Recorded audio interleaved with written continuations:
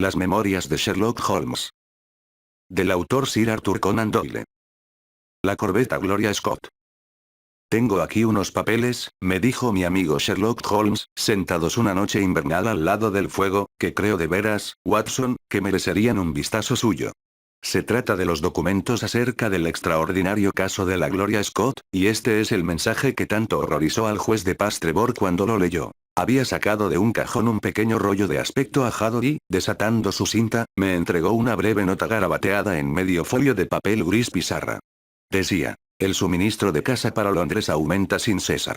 Al guardabosque en jefe Hudson, según creemos, se le ha pedido ahora que reciba todos los encargos de papel atrapamoscas y que preserve la vida de vuestros faisanes hembra. Al levantar la vista, después de leer tan enigmático mensaje, vi que Holmes se reía de la expresión que había en mi rostro. Parece un tanto desconcertado, me dijo. No comprendo que un mensaje como este pueda inspirar horror. A mí me parece más grotesco que cualquier otra cosa. Y no me extraña en absoluto. Sin embargo, persiste el hecho de que el lector, que era un anciano robusto y bien conservado, se desplomó al leerlo, como si le hubieran asestado un culatazo con una pistola. Excita mi curiosidad, dije. ¿Por qué ha dicho hace un momento que había razones muy particulares por las que yo debería estudiar estos documentos? Porque fue el primer caso en el que yo intervine. A menudo había tratado yo de saber de labios de mi compañero que había orientado por primera vez su mente en la dirección de la investigación criminal, pero hasta el momento nunca le había sorprendido en una vena comunicativa. Ahora se inclinó adelante en su sillón y extendió los documentos sobre sus rodillas. Después encendió su pipa y durante algún tiempo permaneció sentado, fumando y hojeándolos. ¿Nunca me ha oído hablar de Víctor Trevor?, preguntó. Fue el único amigo que tuve durante los 2 años que pasé en el colegio universitario. Yo nunca fui un individuo muy sociable, Watson, y siempre preferí permanecer en mi habitación y desarrollar mis pequeños métodos de pensamiento, de modo que nunca alterné mucho con los jóvenes de mi curso. Excepto la esgrima y el boxeo, yo no tenía grandes aficiones atléticas y, además, mi línea de estudios era muy distinta de la de los demás condiscípulos, de modo que no teníamos ningún punto de contacto. Trevor era el único alumno al que yo conocía, y precisamente debido al accidente ocasionado por su Bull Terrier, que plantó sus dientes en mi tobillo una mañana, cuando me dirigía a la capilla. Fue una manera prosaica de forjar una amistad, pero resultó efectiva. Tuve que permanecer echado 10 días, y Trevor solía venir a preguntar cómo estaba. Al principio solo charlábamos un par de minutos, pero sus visitas no tardaron en prolongarse y antes de que terminara el curso éramos íntimos amigos. Él era un muchacho cordial y saludable, lleno de ánimo y energía, el extremo opuesto a mí en muchos aspectos, pero descubrimos que teníamos algunos intereses en común, y se estableció un vínculo más cuando constaté que carecía de amigos igual que yo. Finalmente me invitó a pasar una temporada en la casa de su padre en Donitorpe, Norfolk, y acepté su hospitalidad durante un mes de las vacaciones de verano. El viejo Trevor era, evidentemente, un hombre de buena posición y de cierta categoría, juez de paz y terrateniente. Donitorpe es un pequeño caserío al norte de Langmere, en la región de los Broads. La casa era un amplio y antiguo edificio, con vigas de roble y obra de mampostería, con una bonita avenida flanqueada por tilos que conducía hasta ella. Las oportunidades de cazar patos silvestres en los pantanos eran excelentes, así como la pesca. Tenía además una pequeña pero selecta biblioteca, procedente, según entendí, de un anterior ocupante, y una cocina tolerable, de modo que muy remilgado había de ser el hombre que no pudiera pasar allí un mes placentero. Trevor padre era viudo, y mi amigo era su único hijo. Oí decir que hubo una hija, pero que murió de difteria en el curso de una visita a Birmingham. El padre me interesó extraordinariamente. Era un hombre de poca cultura, pero con un vigor considerable tanto en el aspecto físico como mental. Apenas había leído libro alguno, pero había viajado extensamente, había visto gran parte del mundo y había recordado todo lo que aprendió. Como persona, era un hombre grueso y fornido, con una buena mata de cabellos grises, cara morena, curtida por la intemperie, y unos ojos azules cuya agudeza lindaba en la ferocidad.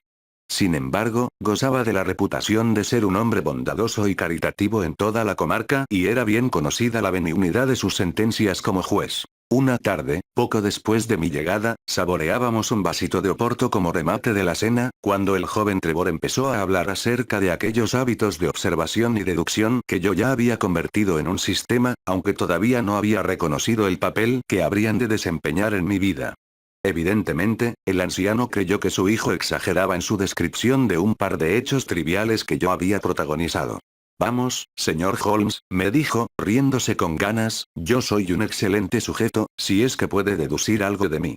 Temo que no haya gran cosa, contesté yo.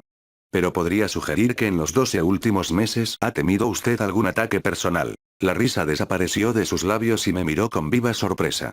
Pues es la pura verdad, dijo. Tú ya sabes, Víctor, añadió, volviéndose hacia su hijo, que cuando dispersamos aquella pandilla de cazadores furtivos, juraron apuñalarnos, y de hecho Sir Edward Dobby ha sido agredido. Desde entonces, yo siempre me he mantenido en guardia, pero no tengo la menor idea de cómo puede usted saberlo. Tiene un bastón muy elegante, señor Trevor, respondí. Por la inscripción, he observado que no hace más de un año que obra en su poder. Pero se ha tomado usted el trabajo de agujerear su puño y verter plomo derretido en el orificio, a fin de convertirlo en un arma formidable. He deducido que no tomaría tales precauciones si no temiera algún peligro. ¿Algo más? Preguntó, sonriendo. En su juventud, usted practicó muchísimo el boxeo. Ha acertado otra vez. ¿Y cómo lo ha sabido? ¿Acaso tengo la nariz algo desviada? No, contesté. Se trata de sus orejas. Presentan el aplastamiento y la hinchazón peculiares que delatan al boxeador. ¿Algo más? A juzgar por sus callosidades, se ha dedicado de firme a cavar. Gané todo mi dinero en los campos auríferos. También ha estado en Nueva Zelanda. De nuevo ha acertado. Ha visitado Japón. Cierto. ¿Y ha estado usted íntimamente asociado con alguien cuyas iniciales eran Ja, una persona a la que después quiso olvidar por completo? El señor Trevor se levantó lentamente, clavó en mí sus grandes ojos azules con una mirada extraña, desenfocada, y acto seguido se desplomó, víctima de un profundo desmayo, sepultando la cara entre las cáscaras de nuez que cubrían el mantel. ¿Puede imaginar, Watson, cuál fue la impresión que esto nos causó a su hijo y a mí? Sin embargo, el ataque no duró mucho, y cuando le desabrochamos el cuello de la camisa y rociamos su cara con el agua de un vaso, dio un par de boqueadas y se incorporó. «¡Ay, muchachos!», dijo, esforzándose en sonreír. «Espero no haberos dado un susto. Pese a parecer tan fuerte, hay un punto débil en mi corazón y no se necesita gran cosa para ponerme fuera de combate. No sé cómo se las arregla usted, señor Holmes, pero tengo la impresión de que todos los detectives de la realidad y la ficción serían como chiquillos en sus manos. Este es su camino en la vida, señor, y puede creer en las palabras de un hombre que ha visto un poco el mundo. Y esta recomendación, junto con la exagerada estimación de mis facultades que la precedió, fue, puede usted creerme, Watson, lo primero que me hizo pensar que cabía convertir en profesión lo que hasta entonces había sido mera afición. En aquel momento, sin embargo, a mí me preocupaba demasiado el súbito desvanecimiento de mi anfitrión para pensar en nada más. «Espero no haber dicho nada que le haya disgustado», murmuré. «Desde luego, me ha tocado en un punto de lo más sensible. ¿Puedo preguntarle cómo lo sabe y qué es lo que sabe?». Hablaba en un tono como medio en broma, pero en el fondo de sus ojos todavía había una expresión de terror. «No puede ser más sencillo», contesté. Cuando se arremangó un brazo para meter aquel pez en la barca, vi que le habían tatuado Ja en el brazo. Las letras todavía eran legibles, pero se veía bien a las claras, a juzgar por su apariencia borrosa y por el teñido de la piel a su alrededor, que se habían hecho esfuerzos conducentes a su desaparición. Era obvio, pues, que en otro tiempo aquellas iniciales habían sido muy familiares y que, posteriormente, había querido olvidarlas. «¿Qué vista tiene usted, señor Holmes?», exclamó con un suspiro de alivio. «Es tal como usted dice, pero no hablaremos de ello. Entre todos los fantasmas, los de nuestros viejos amores son los peores. Venga a la sala de billar y fume tranquilamente un cigarro». A partir de aquel día, y a pesar de toda su cordialidad, siempre hubo una nota de suspicacia en la actitud del señor Trevor conmigo. Hasta su hijo se dio cuenta. «Le diste tal susto al jefe», me dijo, «que nunca más volverá a estar seguro de lo que sabes y de lo que no sabes». Tengo la certeza de que él se esforzaba en no manifestarlo, pero la sospecha estaba tan firmemente arraigada en su mente que afloraba en cualquier ocasión. Finalmente, llegué a estar tan convencido de que le causaba tal inquietud que di por concluida mi visita. Pero el mismo día de mi partida, antes de marcharme, ocurrió un incidente que después demostraría tener su importancia. Estábamos sentados los tres en sillas del jardín y sobre el césped, tomando el sol y admirando la vista a través de los broads, cuando salió la sirvienta para decir que ante la puerta había un hombre que deseaba ver al señor Trevor. «¿Cuál es su nombre?». Preguntó mi anfitrión. No ha querido dar ninguno. ¿Qué quiere, pues? Dice que usted lo conoce y que solo desea unos momentos de conversación. Hazle pasar aquí. Un momento después apareció un hombrecillo apergaminado, con una actitud servil y unos andares bamboleantes. Llevaba una chaqueta abierta, con una gran salpicadura de alquitrán en la manga, una camisa a cuadros rojos y negros, pantalones de tela basta y unas recias botas desgastadas. Tenía un rostro moreno, enjuto y sagaz, con una perpetua sonrisa que mostraba una línea irregular de dientes amarillos, y sus manos arrugadas estaban cerradas a medias, de un modo que es distintivo de los marineros. Al acercarse, encorvado, a través del césped, oí que la garganta del señor Trevor producía un ruido semejante a un hipo y, abandonando de un salto su silla, corrió precipitadamente hacia la casa. Volvió al cabo de unos momentos y, al pasar junto a mí, mi olfato captó una intensa vaharada de brandy. Y bien, buen hombre, dijo, ¿qué puedo hacer por usted? El marinero le miraba con ojos entrecerrados y con la misma e incesante sonrisa en su faz. ¿Me conoce? Le preguntó. Vaya, hombre. Pero si es Hudson. Exclamó el señor Trevor en un tono de sorpresa. Y Hudson soy, señor, dijo el marinero. Es que han pasado más de 30 años desde la última vez que le vi. Y aquí está usted en su casa, y yo comiendo todavía mi tasajo sacado del barril de a bordo. Tranquilo, hombre, pues verás que no he olvidado tiempos ya lejanos, dijo el señor Trevor y, avanzando hacia el marinero, le murmuró algo en voz baja. A continuación, y en voz alta añadió. Ve a la cocina, allí te darán comida y bebida. Y no me cabe duda de que te encontraré un empleo. Gracias, señor, repuso el marinero, llevándose la mano a la visera de la gorra. Llevaba ya 2 años en un vapor de cabotaje que no pasaba de los 8 nudos, y además con poca tripulación, y deseo tomarme un descanso. Pensé que lo conseguiría, ya fuera con el señor Bedoes o con usted. Ah. Gritó el señor Trevor. ¿Sabes dónde está el señor Bedoes? Por favor, señor, yo sé dónde están todos mis viejos amigos, dijo el hombre con una sonrisa siniestra, y se deslizó tras la sirvienta en dirección a la cocina. El señor Trevor murmuró algo acerca de haber navegado junto con aquel hombre cuando volvió de las minas.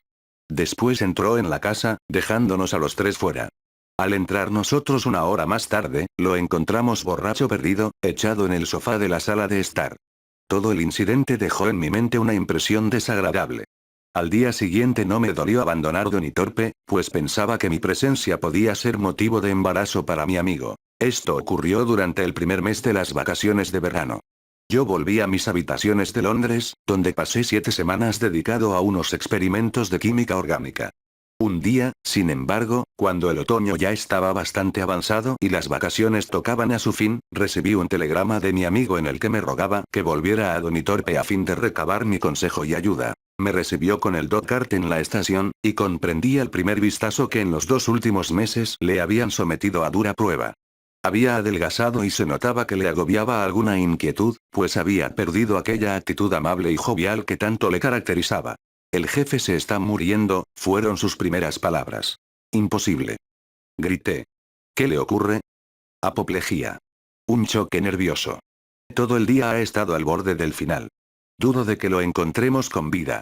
Como puede imaginar, Watson, me sentí horrorizado por esta noticia inesperada. ¿Cuál ha sido la causa? Pregunté. Ah, esta es la cuestión. Sube y podremos comentarlo durante el trayecto. ¿Recuerdas aquel individuo que llegó la tarde anterior a tu partida? Perfectamente. ¿Sabes a quién dejamos entrar en casa aquel día? No tengo ni la menor idea. Era el diablo, Holmes. Exclamó. Lo miré estupefacto. Sí, era el diablo personificado. Desde entonces no hemos tenido ni 1 hora de paz, ni una sola. Desde aquella tarde, el jefe ya no volvió a levantar cabeza, y ahora le ha sido arrebatada la vida y se le ha partido el corazón, todo debido a ese maldito Hudson. ¿Qué poder tiene, pues? Ah, esto es lo que yo desearía saber a cualquier precio. El bueno del jefe, tan amable y caritativo. ¿Cómo pudo caer en las manos de semejante rufián? Pero me alegra tanto que hayas venido, Holmes, confío muchísimo en tu buen juicio y en tu discreción, y sé que me darás el mejor consejo. Avanzábamos a lo largo de la lisa y blanca carretera rural, y ante nosotros brillaba el largo tramo de los Broads bajo la luz roja del sol poniente. En una arboleda a nuestra izquierda, ya podía ver las altas chimeneas y el mástil de la bandera que señalaban la mansión del Esquire. Mi padre nombró jardinero a aquel tipo, explicó mi compañero, y después, ya que esto no le satisfizo, lo ascendió a mayordomo. Parecía como si la casa estuviera a su merced. La recorría y hacía en ella cuanto se le antojaba. Las criadas se quejaron de su afición a la bebida y de su lenguaje soez, y mi padre les aumentó el sueldo a todas para compensarles de estas molestias. Aquel individuo utilizaba la barca y la mejor escopeta de mi padre, y se regalaba con pequeñas cacerías. Y todo esto lo hacía con una cara tan insolente y burlona que, si hubiera sido un hombre de mi edad, 20 veces le hubiera tumbado de un puñetazo. Te aseguro, Holmes, que en todo momento me he sometido a un férreo control, pero ahora me pregunto si no hubiera obrado mucho mejor abandonándome un poco más a mis impulsos. Pues bien, entre nosotros las cosas fueron de mal en peor, y ese animal de Hudson se mostró cada vez más entrometido, hasta que un día, al contestar con insolencia a mi padre en mi presencia, lo agarré por un hombro y lo expulsé de la habitación. Se retiró con un rostro lívido y unos ojos ponzoñosos, que proferían más amenazas de las que hubiese podido pronunciar su lengua. No sé qué ocurrió entre mi pobre padre y él después de esto, pero papá me llamó el día siguiente y me preguntó si no podía yo ofrecer mis excusas a Hudson. Como puedes imaginar, me negué y a la vez intuí cómo podía permitir mi padre que semejante granuja se tomara tantas libertades con él y con el personal de la casa. Ah, muchacho, me dijo, hablar cuesta muy poco, pero tú no sabes cuál es mi situación. Sin embargo, lo sabrás, Víctor. Yo me ocuparé de que lo sepas, ocurra lo que ocurra. ¿Verdad que no crees que tu pobre y viejo padre haya cometido nada malo? Estaba muy emocionado y se encerró todo el día en el estudio donde, como pude ver a través de la ventana, escribía afanosamente. Aquella tarde se produjo lo que a mí me representó un gran alivio, pues Hudson nos anunció que iba a dejarnos. Entró en el comedor, donde nosotros estábamos sentados después de cenar, y manifestó su intención con la voz pastosa del hombre medio bebido. Ya estoy harto de Norfolk, dijo.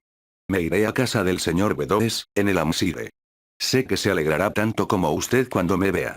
Espero que no irás a marcharte enfadado, Hudson, dijo mi padre con una docilidad que hizo hervir mi sangre en las venas. No me han sido presentadas excusas, replicó él, ceñudo y mirando en mi dirección.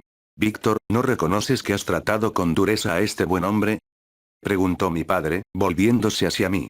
Muy al contrario, creo que los dos hemos mostrado con él una paciencia extraordinaria, repuse. Ah, sí, ¿con qué estas tenemos? Gruñó Hudson. Pues muy bien, hombre. Ya nos ocuparemos de esto.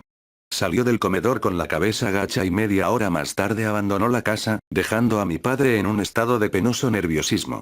Noche tras noche, le oía pasear por su habitación, y precisamente, cuando ya empezaba a recuperar la confianza en sí mismo, cayó por fin el golpe sobre él. ¿Y cómo fue? Inquirí con afán. Del modo más extraordinario. Ayer por la tarde llegó una carta destinada a mi padre con el matasellos de Fordingbridge. Mi padre la leyó, se llevó ambas manos a la cabeza y empezó a caminar por la habitación, describiendo pequeños círculos, como el hombre que ha perdido los sentidos. Cuando por fin le hice echarse en un sofá, su boca y sus párpados se habían desviado a un lado y comprendí que había sufrido un ataque de apoplejía. El doctor Fordham vino enseguida y acostamos a mi padre, pero hoy la parálisis ha aumentado y no da señales de recuperar el conocimiento. Creo muy difícil que aún lo encontremos vivo. Me horrorizas, Trevor. Exclamé. ¿Qué podía haber leído en aquella carta, para que causara un resultado tan espantoso? Nada. Y esto es lo inexplicable del asunto. El mensaje era tan absurdo como trivial. Ah, Dios mío, como yo temía. Mientras hablaba enfilamos la curva de la avenida de entrada y, a la luz mortecina, vimos que todas las persianas de la casa estaban echadas. Corrimos hacia la puerta, y el semblante de mi amigo se convulsionó por el dolor al ver aparecer en el umbral un caballero vestido de negro.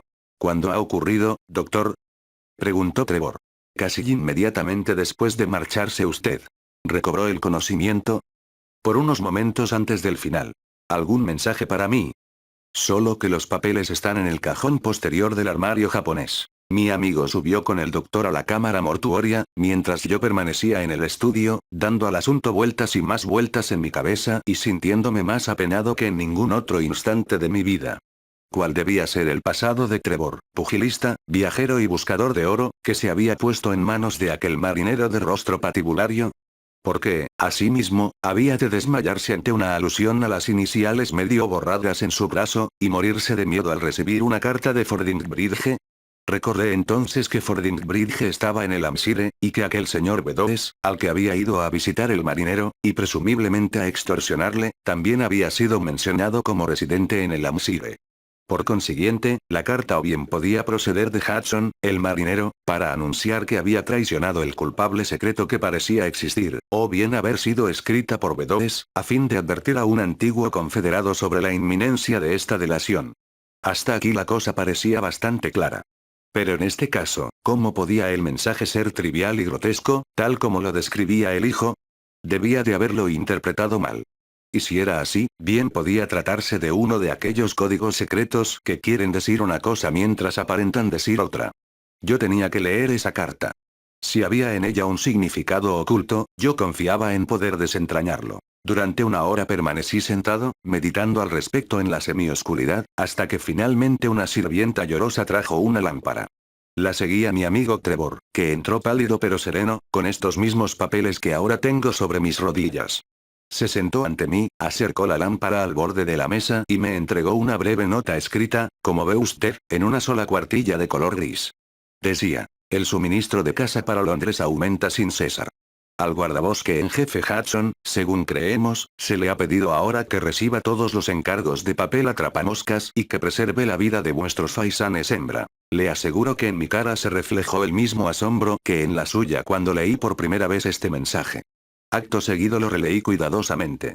Era, evidentemente, lo que había pensado yo, y una segunda versión había de ocultarse en esa extraña combinación de palabras.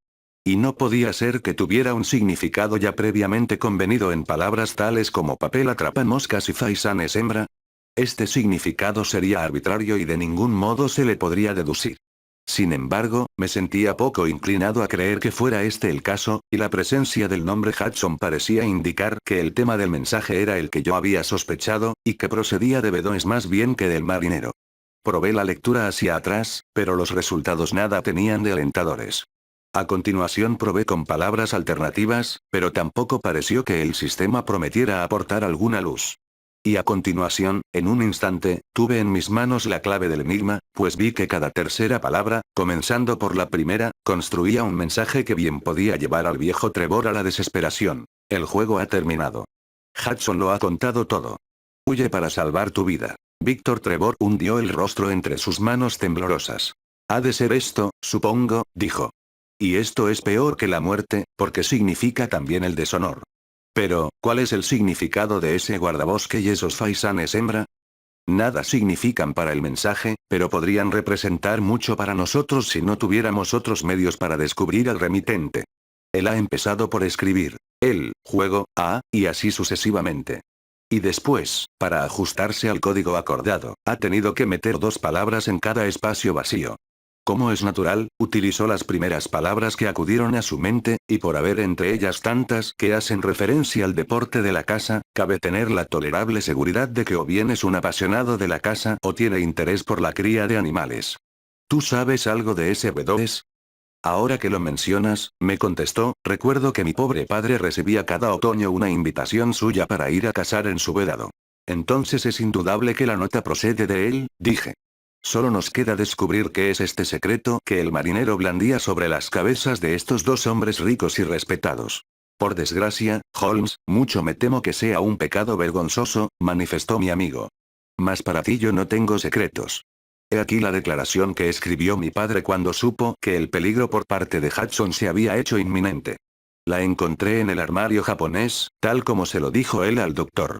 Léemela tú mismo, pues yo no tengo fuerzas ni valor para hacerlo.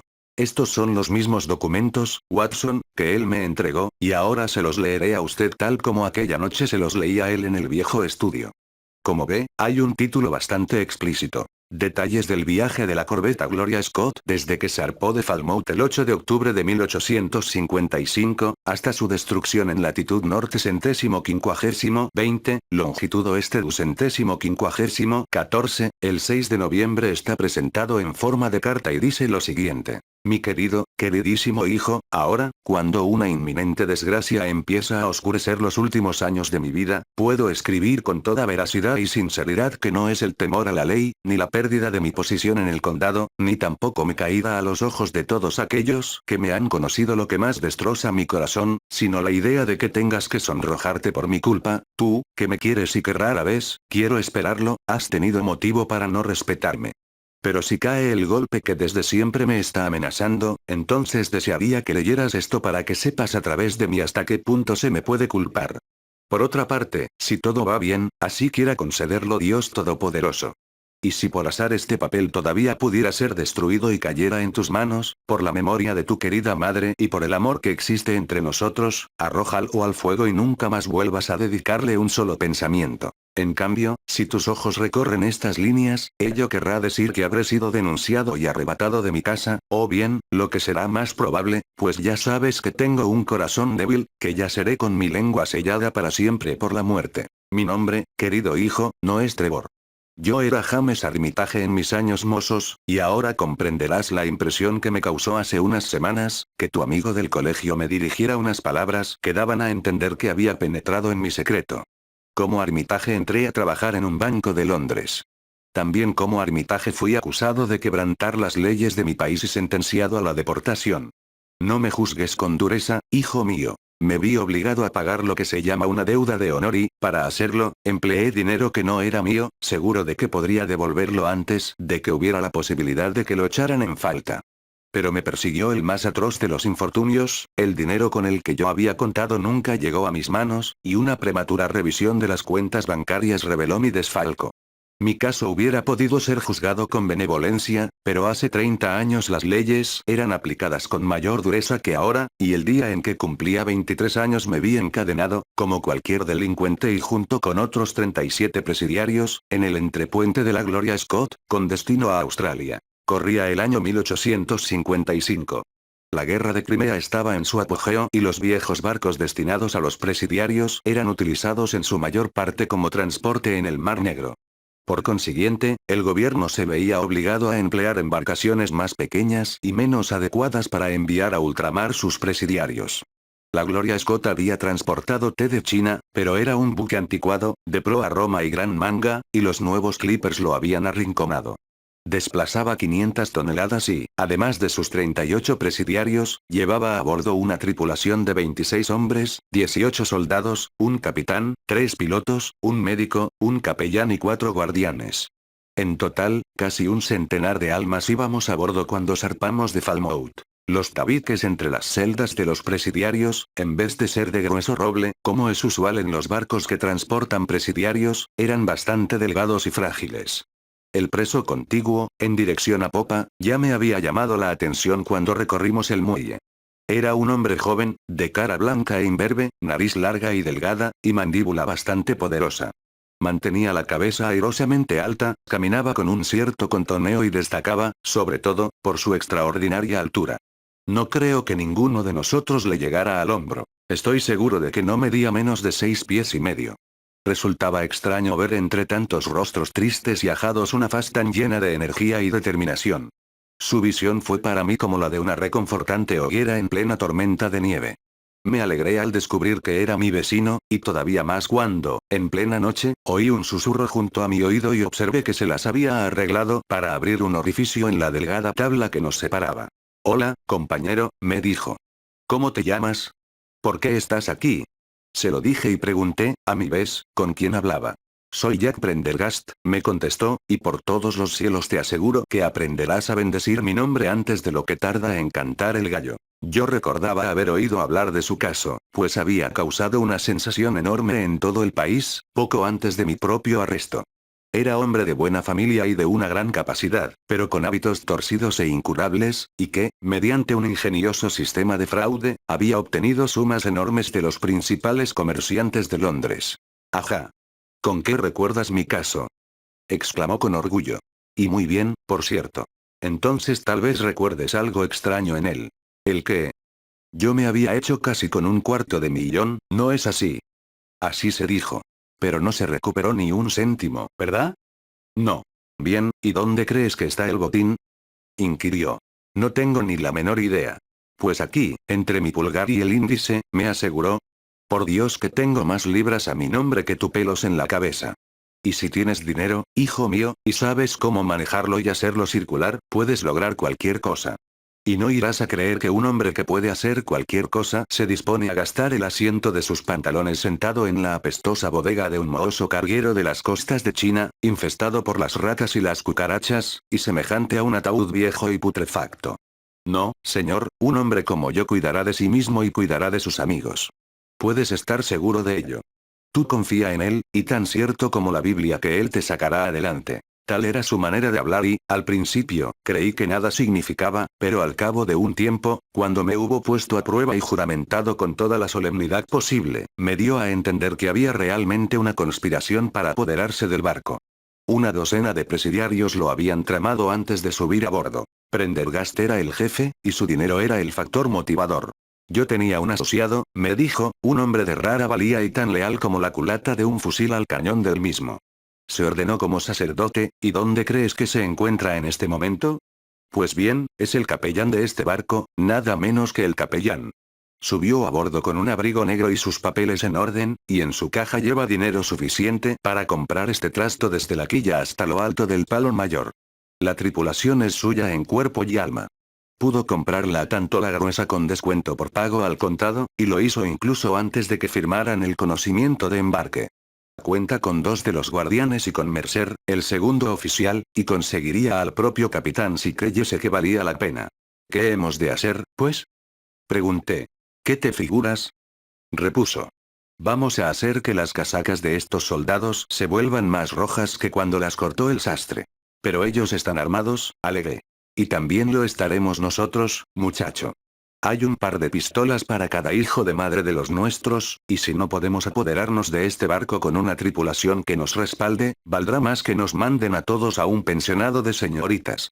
Habla esta noche con tu vecino de la izquierda y entérate de si se puede confiar en él. Así lo hice, y averigüé que era un joven en una situación muy semejante a la mía, cuyo delito había sido el de falsificación.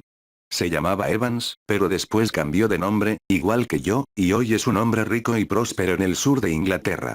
Estaba más que dispuesto a unirse a la conspiración, como único medio para salvarnos, y antes de haber cruzado el Golfo de Vizcaya solo 2 de los presidiarios no estaban enterados del secreto. Uno de ellos era un débil mental en el que no nos atrevimos a confiar. El otro padecía una ictericia y no podía sernos de ninguna utilidad. En realidad, desde el primer momento no hubo nada que pudiera impedirnos tomar posesión del navío. La tripulación la formaban un grupo de rufianes, especialmente elegidos para el trabajo. El supuesto capellán entraba en nuestras celdas para exhortarnos, equipado con un maletín negro en apariencia lleno de folletos religiosos, y tan a menudo nos visitaba que el tercer día cada uno de nosotros ya había ocultado al pie del camastro una lima, un par de pistolas, una libra de pólvora y 20 postas. 2 de los guardianes eran agentes de Prendergast y el segundo oficial era su mano derecha. El capitán, los otros 2 oficiales, el doctor y el teniente Martín y sus 18 soldados, era a todo lo que deberíamos enfrentarnos. No obstante, pese a esta providencia, decidimos no descuidar ninguna precaución y efectuar nuestro ataque de repente y por la noche. Sin embargo, se produjo antes de lo que esperábamos y del modo siguiente. Una tarde, alrededor de la tercera semana después de nuestra partida, el doctor había bajado para visitar a uno de los presidiarios que estaba enfermo y, al poner la mano en la parte inferior del catre, palpó el perfil de las pistolas. Si hubiera guardado silencio, habría podido enviarlo todo al traste, pero era un hombrecillo nervioso y lanzó una exclamación de sorpresa, y se puso tan pálido que el otro supo al instante lo que ocurría y lo inmovilizó. Fue amordazado antes de que pudiera dar la alarma y atado a la cama. Había dejado abierta la puerta que conducía a cubierta y por ella salimos todos precipitadamente. Los 2 centinelas fueron abatidos a tiros y también un cabo que acudió corriendo para saber qué ocurría. Había otros 2 soldados ante la puerta del salón, mas al parecer sus mosquetes no estaban cargados, ya que no llegaron a disparar contra nosotros, y ambos fueron acribillados a balazos mientras trataban de calar sus bayonetas. Corrimos entonces hacia el camarote del capitán, pero al abrir la puerta se oyó una detonación en el interior y lo encontramos con la cabeza apoyada en el mapa de Atlántico, sujeto con chinchetas a la mesa, y con el capellán junto a él, con una pistola humeante en su mano. Los dos oficiales habían sido hechos prisioneros por la tripulación y la situación parecía totalmente dominada. El salón era contiguo al camarote. Entramos en él y nos acomodamos en sus bancos, hablando todos a la vez, pues nos enloquecía la sensación de gozar nuevamente de libertad. Había armarios a nuestro alrededor, y Wilson, el falso capellán, deserrajó uno de ellos y sacó una docena de botellas de Jerez.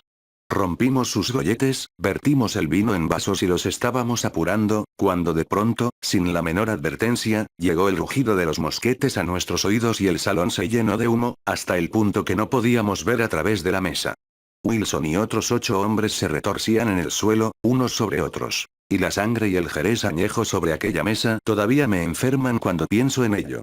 Tanto nos intimidó aquella visión, que creo que nos hubiéramos dado por vencidos de no haber sido por Prendergast, que bramó como un toro y se precipitó hacia la puerta con todos los supervivientes pisándole los talones.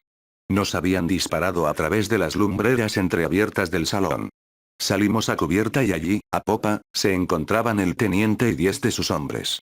Nos lanzamos sobre ellos antes de que consiguieran cargar de nuevo sus mosquetes. Se defendieron con coraje, pero pudimos con ellos y, 5 minutos después, todo había terminado. A fe mía que dudo que hubiera un matadero como aquel barco. Prendergast parecía un demonio enfurecido y agarró a los soldados como si fueran chiquillos y los arrojó por la borda, vivos o muertos. Había un sargento con terribles heridas y, sin embargo, se mantuvo a nado durante un tiempo sorprendente, hasta que alguien tuvo la misericordia de volarle la tapa de los sesos. Cuando terminó la refriega, no quedaba con vida ninguno de nuestros enemigos, excepto los guardianes, los oficiales y el doctor. Precisamente por causa de ellos se produjo la gran disputa. Muchos de nosotros nos dábamos por satisfechos con la recuperación de nuestra libertad y no deseábamos cargar con asesinatos nuestras conciencias. Una cosa era tumbar a los soldados armados y otra presenciar cómo se mataban hombres a sangre fría. 8 de nosotros, 5 presidiarios y 3 marineros, dijimos que no queríamos presenciar semejante atrocidad, pero no hubo manera de convencer a Prendergast y sus seguidores. Dijo que nuestra única probabilidad de salvación radicaba en efectuar un trabajo a fondo, y que no dejaría una sola lengua capaz de hablar más tarde en el estrado de los testigos. A punto estuvimos de correr la misma suerte de los rehenes, pero finalmente Prendergast dijo que, si queríamos, podíamos quedarnos con un bote de salvamento y largarnos. Aceptamos en el acto, pues ya estábamos hartos de tantos sucesos sangrientos y sabíamos que las cosas no harían sino empeorar. Nos entregaron un traje de marinero a cada uno, 2 barriles de agua y otros 2, uno de tasajo y otro de galleta, y una brújula. Prendergast nos arrojó una carta de navegación, nos dijo que éramos marineros cuyo buque había naufragado en los 50 lat. N y 250 lon. Oh, y después cortó la amarra y nos dejó marchar. Y ahora, mi querido hijo, viene la parte más sorprendente de mi historia. Durante la rebelión, los marineros, para inmovilizar el barco, habían puesto en facha la vela del trinquete, pero ahora, mientras nos alejábamos de ellos, la izaron de nuevo y, puesto que soplaba un suave viento del nordeste, los alisios, la corbeta empezó a distanciarse lentamente de nosotros.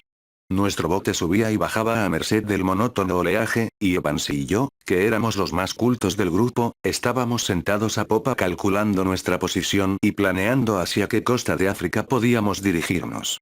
Era una cuestión peliaguda, ya que Cabo Verde quedaba solo a unas 500 millas al noreste y Sierra Leona a unas 700 al este.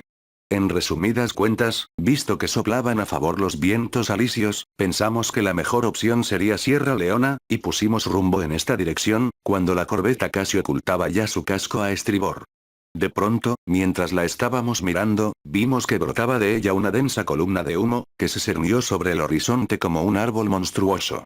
Unos segundos más tarde, una explosión retumbó como un trueno en nuestros oídos y, cuando la humareda se disipó un poco, no vimos ni rastro de la Gloria Scott. Instantes después, viramos en redondo y remamos con todas nuestras fuerzas hacia el lugar donde el humo que aún flotaba sobre el agua marcaba la escena de la catástrofe. Pasó una larga hora antes de que llegáramos a ella y al principio temimos que fuera ya demasiado tarde para salvar a alguien.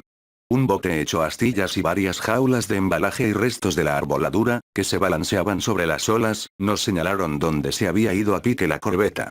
Al no advertir indicios de vida perdimos toda esperanza, y ya nos alejábamos cuando oímos un grito de auxilio y vimos a cierta distancia unos restos del naufragio, con un hombre tendido sobre ellos.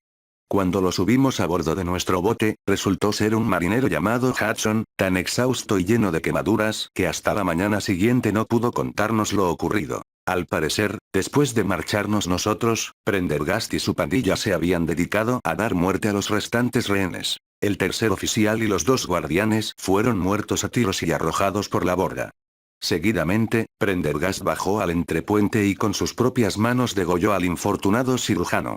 Solo quedaba el primer oficial, un hombre audaz y decidido que, cuando vio al presidiario acercarse a él con el cuchillo ensangrentado en la mano, se desprendió de sus ligaduras que de algún modo había conseguido aflojar y, echando a correr por la cubierta, se precipitó hacia la bodega de popa. Una docena de presidiarios que bajaron pistola en mano en pos de él, lo encontraron con una caja de cerillas en la mano, sentado junto a un barril de pólvora abierto, uno del centenar que había a bordo, y jurando que los haría volar a todos por los aires si se le molestaba. Un instante después se produjo la explosión, aunque Hudson creía que fue causada por la bala mal dirigida de uno de los presidiarios y no por la cerilla del oficial. Pero cualquiera que fuese la causa, significó el fin de la Gloria Scott y de la chusma que se había apoderado de la corbeta. Tal es, mi querido hijo, la historia de ese terrible asunto en el que me vi envuelto. El día siguiente nos recogió el bergantín Hotspur, con destino a Australia, cuyo capitán no tuvo dificultad en creer que éramos los supervivientes de un barco de pasaje que se había ido a pique. La Gloria Scott fue considerada por el almirantazgo como perdida en alta mar, y ni una sola palabra se ha sabido jamás acerca de su verdadero sino. Tras un viaje excelente, el Hotspur nos desembarcó en Sydney, donde Evans y yo cambiamos nuestros nombres y nos dirigimos a las excavaciones en busca de oro, donde, entre la multitud allí concentrada, procedente de todas las naciones, no tuvimos la menor dificultad en perder nuestras anteriores identidades. No es necesario que relate el resto. Prosperamos, viajamos, volvimos a Inglaterra como ricos colonos, y adquirimos propiedades rurales. Durante más de 20 años hemos llevado una existencia pacífica y útil, y esperábamos que nuestro pasado estuviera enterrado para siempre. Imagina, pues, mis sentimientos cuando en el marinero que nos vino a ver reconocí al instante al hombre que habíamos salvado del naufragio. De alguna manera había averiguado nuestro paradero y estaba dispuesto a vivir a expensas de nuestro miedo. Comprenderás ahora por qué me esforcé en vivir en paz con él, y hasta cierto punto compartirás conmigo los temores que me invaden. Después de que se haya alejado de mí ha ido en busca de otra víctima con amenazas en su boca. Debajo había escrito con una mano tan temblorosa que el texto apenas resultaba legible. Bedoes escribe en clave que H lo ha contado todo. Que el Señor se apiade de nuestras almas.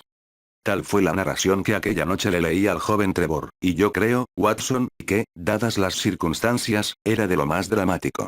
El buen muchacho se quedó con el corazón destrozado a causa de ella y se marchó a las plantaciones de té de Terai, donde, según he oído decir, se defiende bien.